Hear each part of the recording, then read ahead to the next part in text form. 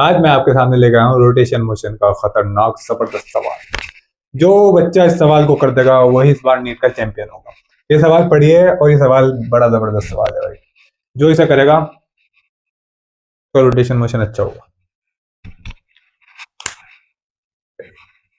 इतना मुश्किल सवाल नहीं है, सवाल आसान ही है, बस थोड़ी सी इसमें हल्की हल्की चीजें लग रही हैं। मैंने आपको एक चीज बताई थी, अगर आपको सवाल सही करना है तो आप क्वेश्चन को बिल्कुल सही पढ़िए और बड़े ही ध्यान से पढ़िए।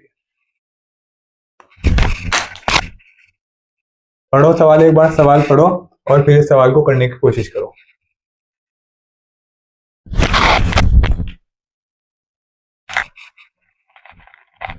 चलिए आइए पढ़ते हैं। A solid cylinder of mass 2 kg, radius 4 centimeter, is rotating about its axis at the rate of 3 rpm. The torque required to stop it after 2 pi revolution. सबसे पहले हमने ये देखना है कि क्वेश्चन में पूछ क्या रहा है। क्वेश्चन में पूछ रहा है टॉर्क। अब जहां आपने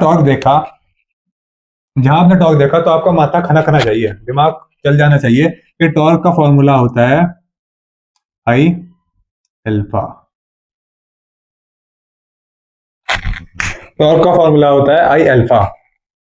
तो मोमेंट ऑफ इनर्शिया, जैसे सॉलिड सिलेंडर दे दिया, सॉलिड सिलेंडर का मोमेंट ऑफ इनर्शिया होता है mr²/2। ये आपको याद होना चाहिए, इसके बिना याद किए तो काम चलना करें। और दूसरा है अल्फा। तो हमें पूछा है आई, हम निकालेंगे mr²/2 और अल्फा हमें निकालना है। अब मेन चीज है अल्फा कैसे निकालेंगे इस क्वेश्चन में।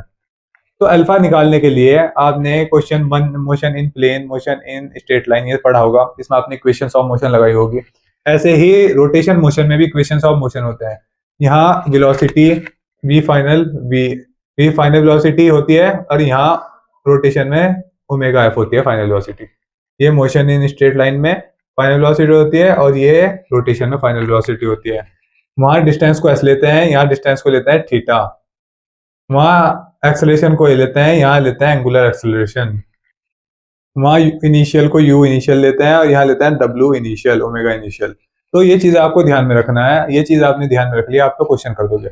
वहां अल्फा एक्सेलरेशन निकालते हैं फोर्स के लिए, अगर हमें फोर्स पूछ ली तो मास दे रखा हो तो एक्सेलरेशन डायरेक्ट निकाल लेंगे, एम में कर देंगे। तो यहाँ क्या पूछा है, टॉर्क पूछ रखा है, आई निकाल देंगे, अल्फा निकालना है। वहां जैसे एक्सेलरेशन निकालते थे ऐसे ही अल्फा निकाल दीजिए। तो क्या मुश्किल है इसमें, ये देखते हैं। अब हम अल्फा निकालने कैसे, अब देखिए क्वेश्चन में ये जरूर देखना कि दे क्या क्या रखा है।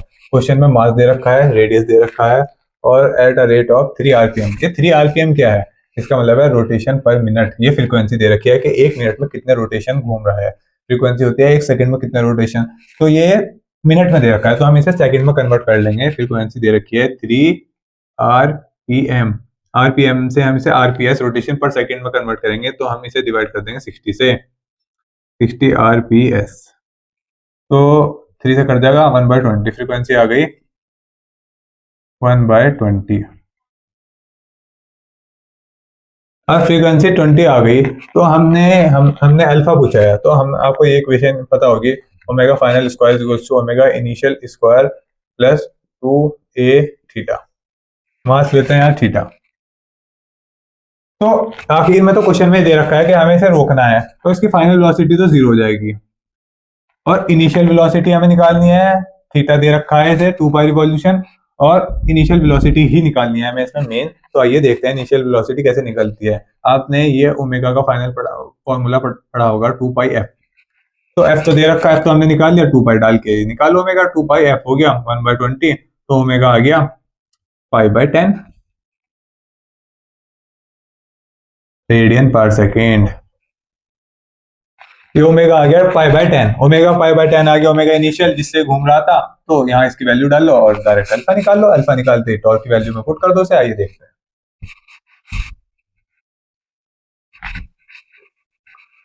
फ्रीक्वेंसी दी हुई है हमें, फ्रीक्वेंसी से हमने फ्रीक्वेंसी निकाली सही तरह से, आरपीएस में कन्वर्ट करी। अब हमने देखा इस फ्रीक्वेंसी से क्या निकलेगा, हमें पता था omega is equal to 2/f होता है, तो हमने एफ यहाँ डाल के ओमेगा की वैल्यू निकाल दी। ये ओमेगा इनिशियल आ गया जिससे वो घूम रहा था। ओमेगा फाइनल होगा 0, क्योंकि लास्ट में क्वेश्चन में ये दे रखा है कि टॉर्क कितना लगेगा तो इसे रोक सकें। जब वो रुकेगा तो ओमेगा फाइनल 0 हो जाएगी।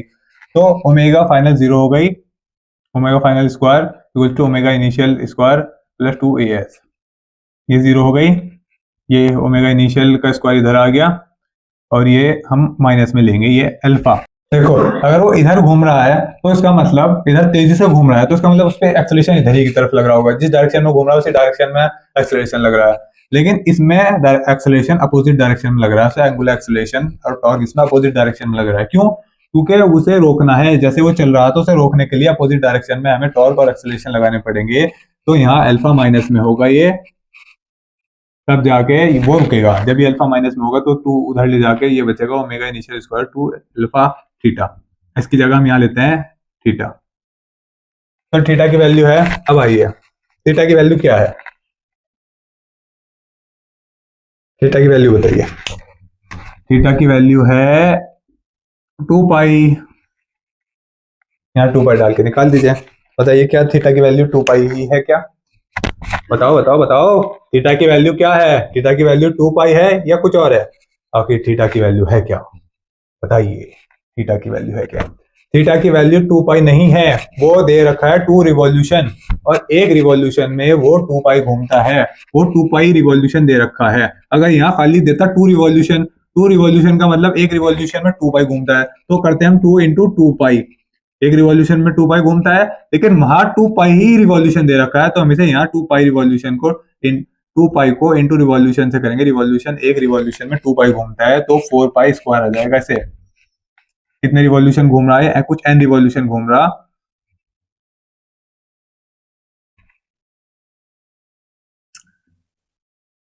एन क्या है? 2 पाई। ये 2 पाई है ना, 2 पाई तो रिवॉल्यूशन घूम रहा है वो, और इंटू 2 पाई। समझे नहीं होंगे आप?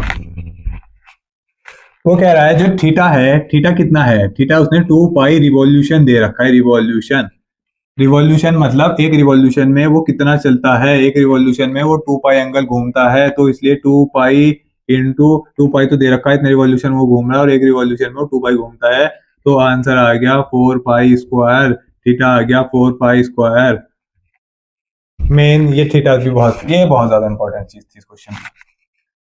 जहाँ यहाँ थीटा यहाँ डालो, इसका था 10 पाई बाई 10, पाई बाई 10 का स्क्वायर करेंगे, पाई स्क्वायर बाई 10 का स्क्वायर 100, टू अल्फा में निकालना था थीटा, इंटू 4 पाई स्क्वायर आ गया, पाई स्क्वायर से इधर का पाई स्क्वायर किया, और ये 4 टू 8 नीचे आ गया, तो अल्फा आ गया 1/800।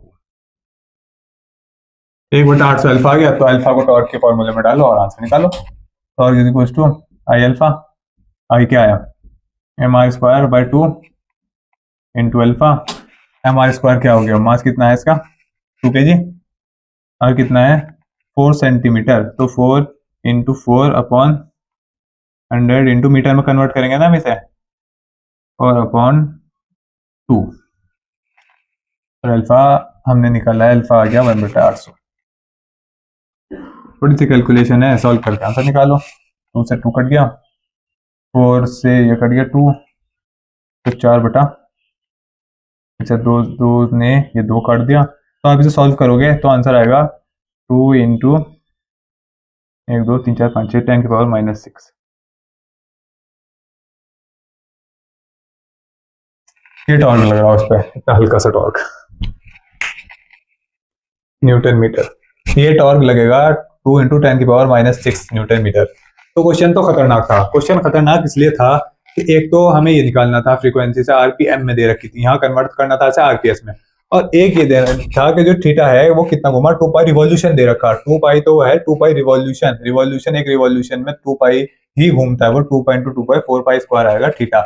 यहाँ और यहाँ ये दो चीजें कन्वर्ट करनी थी, बाकी तो इक्वेशन ऑफ मोशन लग रही थी। इक्वेशन ऑफ मोशन से हमने यहाँ से अल्फा निकाल लिया और अल्फा निकाल के इसमें पुट कर दिया। तो जब भी टॉर्क का क्वेश्चन आए तो इतना ध्यान रखना, टॉर्क के क्वेश्चन में क्या लगेगा, torque is equal to I alpha.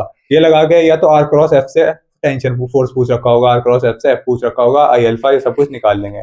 या पूछ रखा होगा, या ये सब कुछ नहीं दे रखा होगा, अल्फा के साथ साथ ये दे रखा होगा फ्रीक्वेंसी दे दी, फ्रीक्वेंसी दे दी तो ओमेगा निकाल लिया, ओमेगा निकाला तो इक्वेशन ऑफ मोशन में डाल के अल्फा निकाल लिया। तो टॉर्क के दो ही सवाल बन सकते हैं। टॉर्क के कौन से दो सवाल बन सकते हैं? पहला सवाल, torque is equal to I alpha के बराबर हम आर क्रॉस एफ को रख के इससे सवाल सॉल्व कर सकते हैं, और दूसरा सवाल torque is equal to I alpha में हम अल्फा की वैल्यू निकाल लेंगे, और वो अल्फा की वैल्यू हम किस तरह निकालेंगे, क्वेश्चन में ओमेगा दे रखा होगा या फ्रीक्वेंसी दे रखी होगी, इक्वेशन ऑफ मोशन लगा के हम वो निकाल लेंगे, और थीटा दे रखा होगा, सब कुछ दे रखा होगा तो हम निकाल लेंगे। इन दो सवाल के अलावा टॉर्क का कोई तीसरा सवाल नहीं बनना, नहीं बनना, नहीं बनना।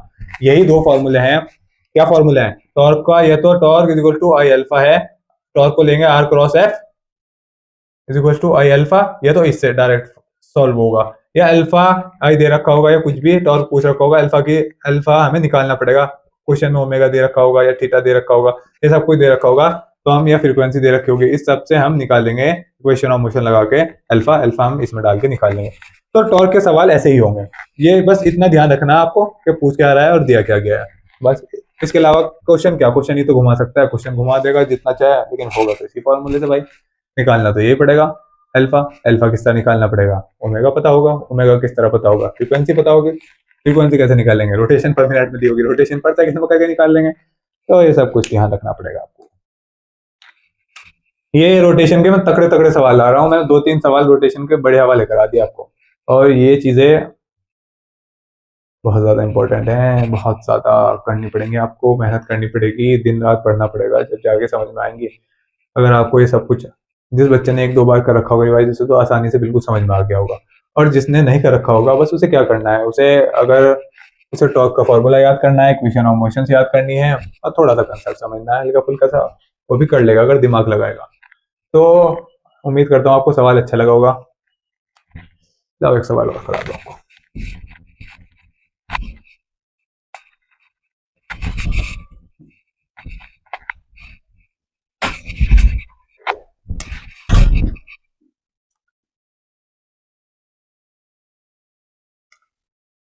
ये एक रॉड है जिसका मास m है, लेंथ l है, यहां से हमने इसे कैंची चला दी और हमने निकालना है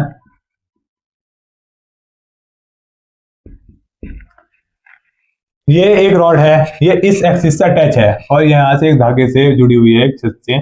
जब हमने ये धागा काट दिया और ये चलना शुरू किया, जिस टाइम धागा कटा उस टाइम ये पूछ रहे हैं इसका एंगुलर एक्सेलरेशन निकालो, इस रॉड का, और इस रॉड का एक्सेलरेशन निकालो। एंगुलर एक्सेलरेशन और एक्सेलरेशन में फर्क होता है, एंगुलर एक्सेलरेशन घुमाने में काम आता है और ये आता है चलाने में एक्सेलरेशन। तो आइए देखते हैं। हमने आपको बताया था, मैंने आपको, जब भी एंगुलर एक्सेलरेशन या कुछ पूछे इसमें रॉड के केस में ऐसे अटैच हो, तो हमें सारा मास ले लेना है रॉड के सेंटर पे। रॉड का अगर मास, पूरी रॉड का मास m है, तो हम सारी रॉड का मास m ले लेंगे, इसके सेंटर पे मान लेंगे हम रॉड का मास, और सेंटर में जब हम रॉड का मास मानेंगे तो ये इस पे फोर्स लग रहा होगा नीचे mg, सारा मास यहाँ आ गया, नीचे g लग रहा होगा, mg नीचे फोर्स लग रहा होगा, और ये कितनी दूरी पे लग रहा है, ये पूरी l डिस्टेंस है, तो ये होगा l/2। तो l/2 पे नीचे लग रहा है, क्या लग रहा है, mg। तो मैंने आपको क्या कहा था, जब भी ऐसे कोई क्वेश्चन आए, टॉर्क है, एंगुलर एक्सेलरेशन है, तो एक ही फॉर्मूला लगेगा, torque is equal to I alpha, torque है R cross F is equal to I alpha, R क्या है, आर है l/2, फोर्स क्या है mg, मोमेंट ऑफ इनर्शिया क्या है रॉड की, कि अगर इस वाले हैंड के एक्सिस से लेंगे, तो मैंने आपको 2-3 बार करा दिया, याद रखना है ml²/3, ये मोमेंट ऑफ इनर्शिया होता है रॉड के अगर एंड से अगर हम एक्सिस लेते हैं, और रॉड के अगर 20 से एक्सिस कटती है, अगर 20 से रॉड के जाती है, तो मोमेंट ऑफ इनर्शिया रॉड का होता है ml²/12। समझ गए, अल्फा में निकालना था, यहाँ m से m कट गया, एक l से निकल गया, तो 3 इधर आ गया और l नीचे आ गया, 3 इधर आ गया, 3/2 जी था ही, और l यहाँ से नीचे आ गया, तो अल्फा आ गया 3g/2 l, 3g/2 l, 3g/2 l।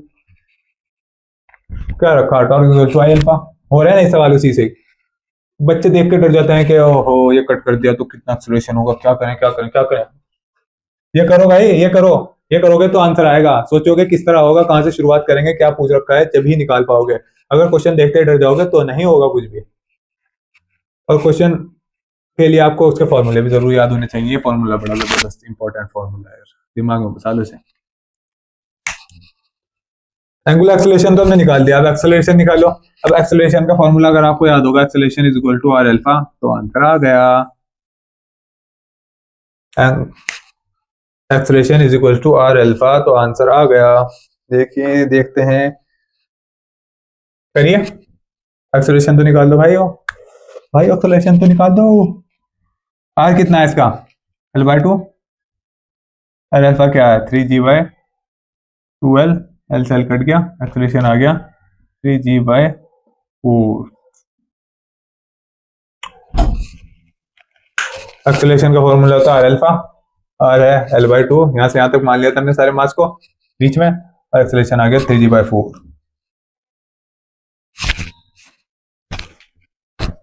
खत्म। तो ऐसे ही अच्छे अच्छे सवाल देखने के लिए हमारे साथ बने रहिए, जुड़े रहिए, मैं आपको बहुत ज्यादा अच्छे सवाल कराऊंगा। यकीन मानो, मैंने बड़े जबरदस्त एक कॉपी है मेरे पास, खतरनाक कॉपी। इसमें मैंने बड़ा जबरदस्त फिजिक्स के सवाल लिख रखे हैं, सारे इसमें फिजिक्स के ही सवाल हैं, और वो सवाल हैं जो मैंने खुद टेस्टों में गलत कर रखे हैं। बड़े जबरदस्त सवाल, अच्छे अच्छे सवाल हैं मेरे पास, आपको सारे करा दूंगा एक एक करके। इससे आपको नीट और जे में फायदा तो बड़ा होगा, देख लेना चाहिए तो खुद कहोगे। कंसेप्ट भी एक एक क्वेश्चन से हमारा एक एक कंसेप्ट भी मजबूत हो रहा है। जैसे हम एक क्वेश्चन कर रहे हैं तो उस क्वेश्चन में जो कंसेप्ट लग रहा है वो तो आपको पता लग रहा है, आगे कोई ऐसा कुछ क्वेश्चन घुमाएंगे फिराएंगे, सवाल तो आपको आता होगा। कंसेप्ट है मेन, कंसेप्ट आ गया तो सवाल हो गया।